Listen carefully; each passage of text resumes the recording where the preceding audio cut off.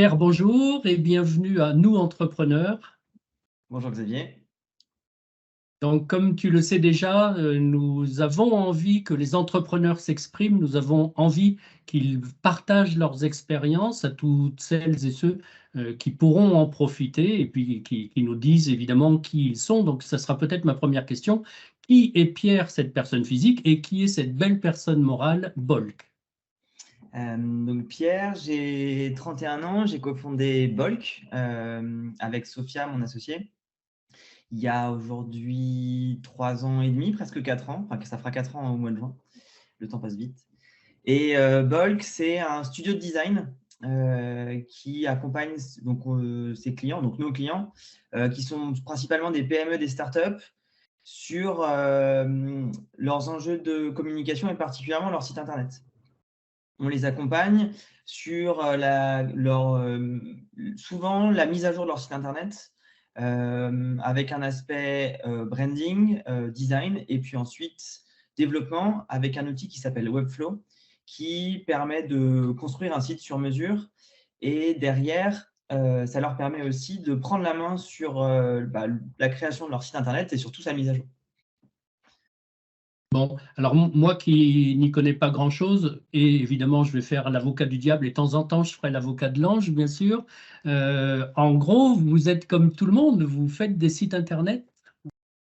Ouais, c'est effectivement au même titre qu'un boulanger ou un boucher, finalement, vend des produits qui sont assez similaires à celui de ses concurrents.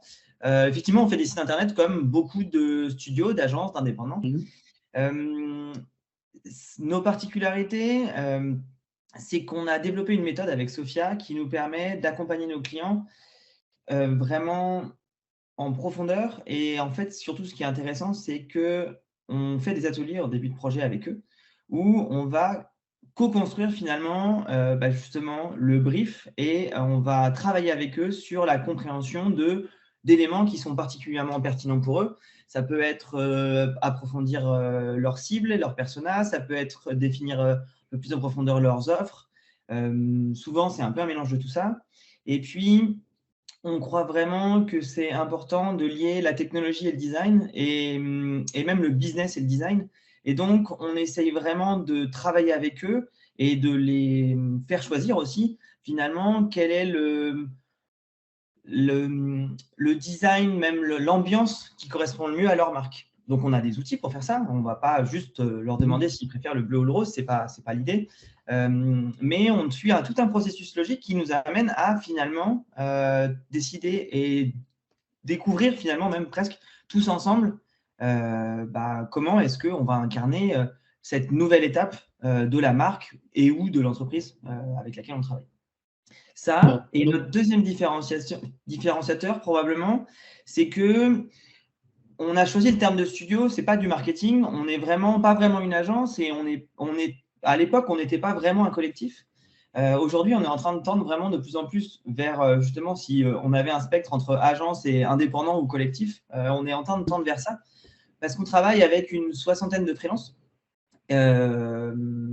plus ou moins régulièrement. On a une équipe très resserrée de 10 personnes avec qui on travaille tous les jours, qui forment finalement un collectif et qui incarnent, je dirais, Bolk au même titre que nous, on peut l'incarner en tant que cofondateur. Et c'est aussi ce qui nous différencie, c'est que on va monter des équipes sur mesure avec des gens qui ont des compétences très fortes dans leur spécialité, mais qui ont aussi une ambition et un intérêt à ce que finalement la mission et Bolk réussissent, puisqu'ils ont, comme dirait Nassim Taleb, du skin in the game et leur réputation est aussi en jeu finalement. Et on est tous représentants de cette marque et de ce groupe finalement qu'est Bolk. bon, donc je m'en doutais hein, en te posant cette question, vous êtes comme tout le monde, que bien entendu non.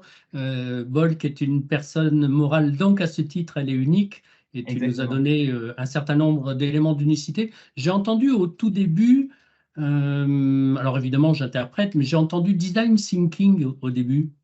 Oui. C'est vrai. C'est les méthodes qu'on utilise, alors notre méthode est un mélange de toutes les autres enfin de beaucoup de méthodes, mais comme finalement toujours, on n'a rien inventé, on a remixé à notre Mhm. sauce. Hem Et effectivement,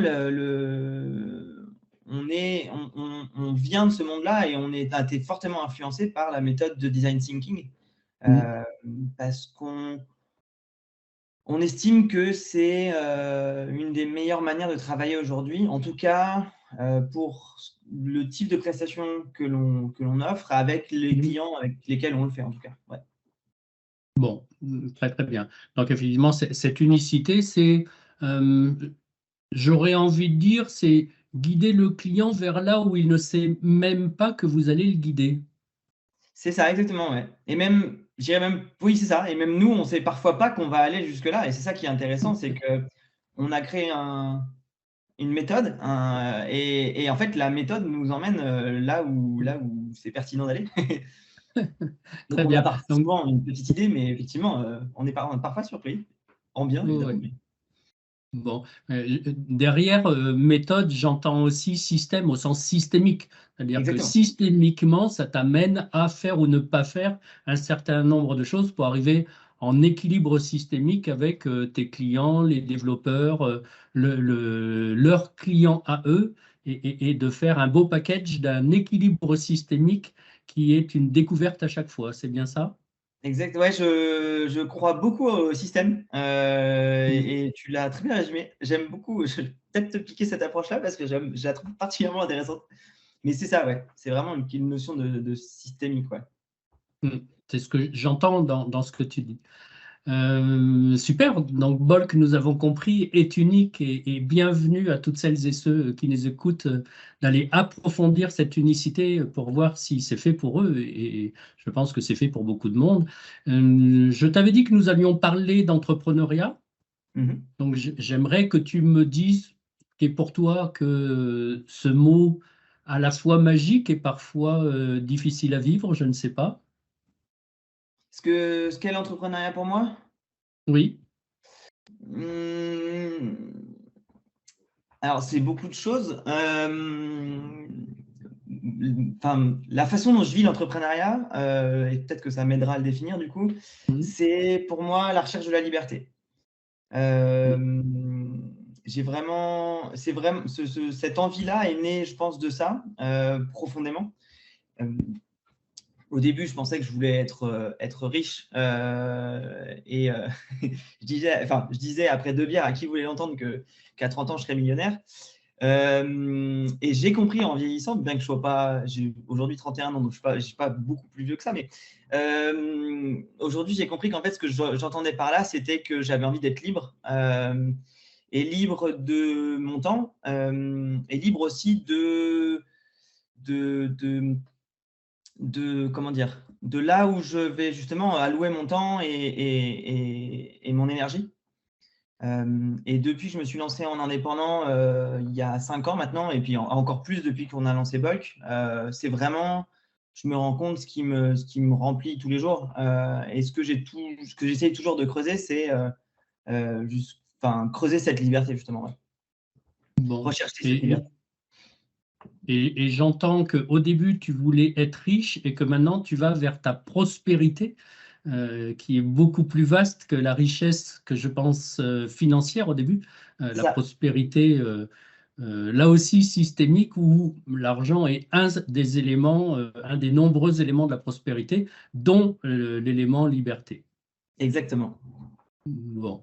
Et parce que je pense que nous parlons trop souvent de réussite chez les entrepreneurs, j'aimerais que tu puisses me parler de peut-être la plus grosse difficulté que tu as vécue en tant qu'entrepreneur.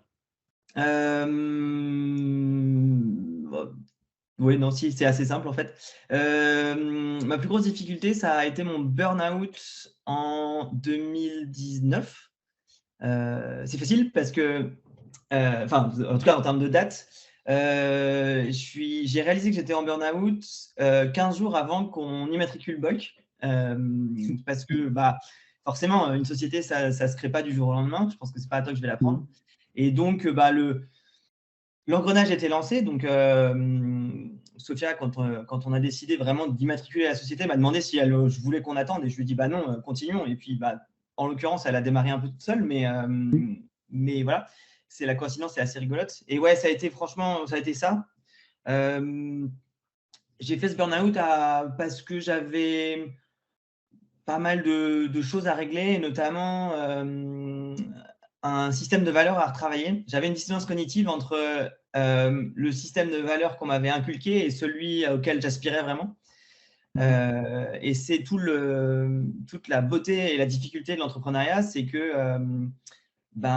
ça te pousse à découvrir qui tu es, et ça te met très très vite en face de tes contradictions, puisque finalement le chef c'est toi, ou la chef c'est toi. Donc il n'y a plus personne à blâmer à part soi-même. C'est probablement ce qui a fait que j'ai craqué, quoi. Et c'est au final la meilleure chose qui puisse m'arriver dans ma vie, je pense. Après d'avoir rencontré ma chérie, peut-être, mais en tout cas, professionnellement, c'est la meilleure chose qui a pu m'arriver, parce que ça m'a forcé à me poser vraiment les bonnes questions, et à chercher qui j'étais vraiment et qui je voulais devenir, surtout. Donc, je ne veux pas dire que je le souhaite à tout le monde, parce que c'est vraiment pas un bon moment, mais c'est une expérience qui est quand même très intéressante une fois qu'on en est sorti. Alors, je pense que tu as fait un très beau chemin, parce que quand je t'entends dire, et finalement je me rends compte qu'il n'y a plus personne à blâmer que moi-même. Je connais un certain nombre de personnes qui sont bien plus vieilles que toi et qui n'en sont encore pas là. Donc, félicitations, félicitations pour ça. Félicitations pour ce que tu es en train de faire et ce à quoi nous participons, nous, tous les jours, puisque quand je rencontre un dirigeant dans un certain nombre de clubs et de cercles et qui me disent, Xavier, qu'est-ce que tu fais? Je leur dis pas, je suis business coach, je leur dis, j'accompagne les personnes physiques et morales vers leur développement harmonieux. Donc, à devenir qui elles ont envie de devenir, et parfois, elles ne savent même pas qui elles ont envie de devenir. Donc, c'est la partie coach, et la bonne nouvelle, c'est qu'on a la partie business où il s'agit de faire en sorte que la personne morale puisse se nourrir et nourrir tout son écosystème. Donc, c'est ça qui est extraordinaire. Donc, j'aime bien ta manière de présenter, parce que c'est un petit peu la nôtre, hein, finalement aussi, dans certaines étapes de notre démarche. Et donc, cette difficulté, tu en as fait une force extraordinaire, et je pense que tu vas te répéter, mais j'aime quand même te poser la question pour en être sûr. Qu'as-tu appris de plus important sur toi-même? À me faire confiance. À te faire confiance. Ouais, OK. ouais. Et ouais, oui, finalement, c'est faire confiance en quoi je crois, en ce que je ressens, parce qu'au final, il y a que moi qui peux savoir où est-ce que j'ai envie d'aller, comment je me sens, est-ce que je suis bien, est-ce que je suis au bon endroit, etc. Et même si on peut se faire aider, et on doit d'ailleurs se faire aider par son entourage et par des coachs et autres, in fine, on est la seule personne à bord, et c'est important de s'écouter et de faire confiance, ouais, vraiment. Alors, pour parler de se faire aider par un certain nombre de personnes, je ne saurais pas te le dire. Se faire aider par des au moins business coach, et je pense que tu viens de le dire, c'est qu'effectivement, les dirigeants restent entre guillemets seuls, mais au moins ils ont plus d'outils qu'avant, et ils ont plusieurs facettes de qui ils sont pour décider quel chemin ils ont envie d'aller sur l'ensemble des facettes qui leur sont renvoyées. Donc oui, bien entendu, nous sommes seuls maîtres à bord, mais je pense que c'est vrai pour tous les êtres humains à partir du moment où ces êtres humains en ont conscience et veulent le mettre en pratique. Donc, bon, bienvenue pour les entrepreneurs qui sont peut-être guidés sur ce chemin plus que d'autres, plus fort que d'autres, mais je pense que ça peut être le chemin de tous les êtres humains. J'aurais aimé aussi te poser une dernière question, puisque j'ai l'impression que tu as quand même beaucoup travaillé sur toi-même. Est-ce qu'il y aurait une citation, un dicton qui te marque ou qui t'a marqué dans cette aventure entrepreneuriale? C'est compliqué. Une seule, je sais pas. L'une d'entre elles? c'est pas évident. Je pense que celle, en tout cas, qui m'inspire le plus et que j'ai mis plus de temps à comprendre et que je pense j'affine sa compréhension tous les jours, c'est deviens toi-même. Il me semble que c'est quelque part un peu le sens de la vie et que c'est une quête finalement infinie. Enfin, notre vie a une finitude, mais ouais, je crois que c'est ça.